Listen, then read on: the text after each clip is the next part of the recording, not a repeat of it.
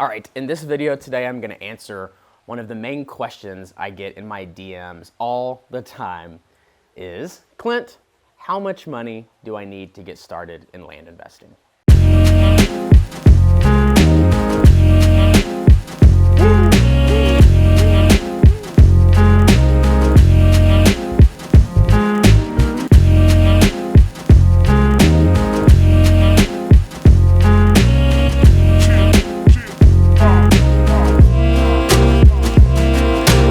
All right, one thing I love about land investing is for the new investor, for the new real estate investor, it's very easy to just understand, right? If you're going out to buy a house, right? Maybe you're gonna do a fix and flip, you're gonna buy a house for long-term hold strategy. There's a lot of things that go into it, right? You've got mortgages, you've got down payments, you've got repair costs, you've got all these things that are going in. And a very simple way to think about it is check boxes, right?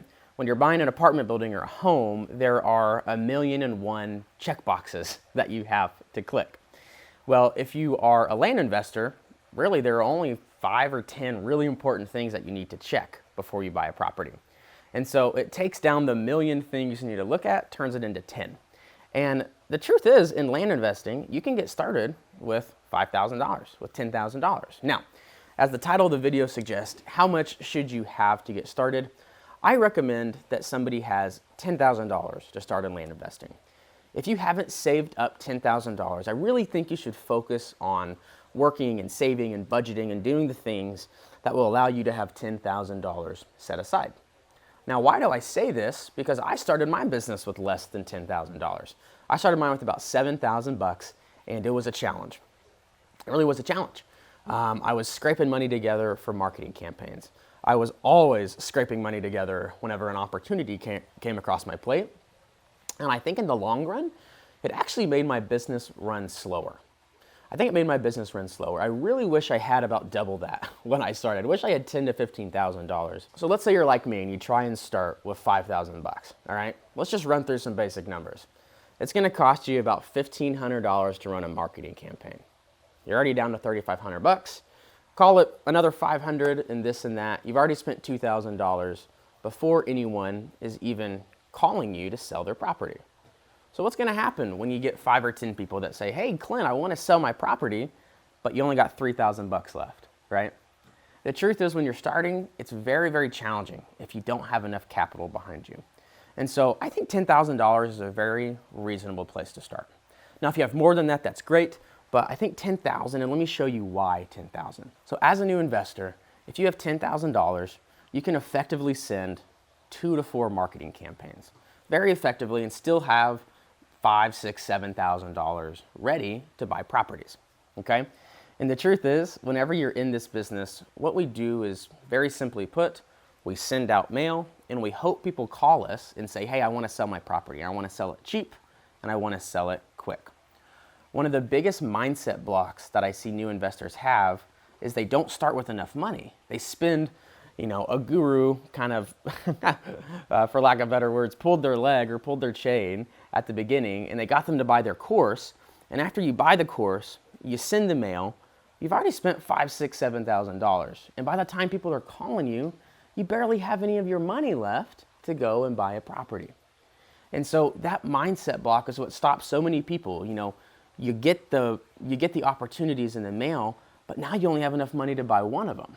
And then you start questioning yourself and it's this cycle that really is challenging to get out of. So if you have $10,000, that's a good place to start because you can send 2, 3, 4 marketing campaigns. Gotta be honest with you, our business, we send hundreds of thousands of pieces of mail a year and we have some that do terrible, right? We can have 1 or 2 or 3 campaigns that don't do well. And then the 4th campaign makes up for it.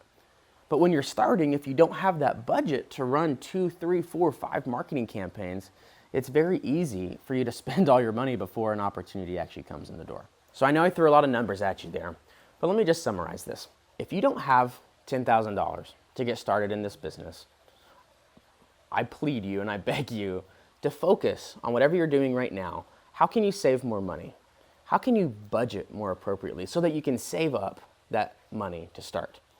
One of the worst positions I see people put themselves in is they try and jump into this. And it doesn't just have to be land investing, it can be house investing, it can be apartment investing, storage, whatever it is. People try and jump into these things without the resources to actually take down deals.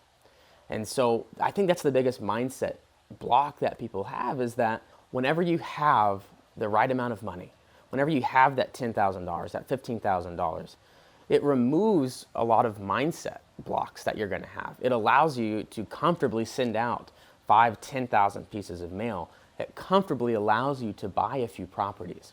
And so whenever you can do this and feel comfortable with it in the start, it allows your business to just flow better. And it allows you to get into a cycle. All right, so we threw a bunch of numbers around, but let's land this plane. All right, if you don't have $10,000 saved up, I really don't think you should be starting any real estate investing niche, including land investing.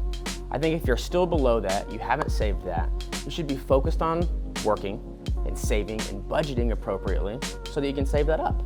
Now, once you have that $10,000, that $15,000 saved up, it's going to allow you to effectively invest in whatever kind of property you're looking to do. And hey, if you are looking to learn how to invest in land, I hope you'll join our free Facebook group. It's called Learn Land University. We have the link in the description below. If you got value out of this video, I'd love if you'd like or subscribe to our channel. Follow me on all the socials at Clint Turner Land, and stay tuned. We'll see you in the next video.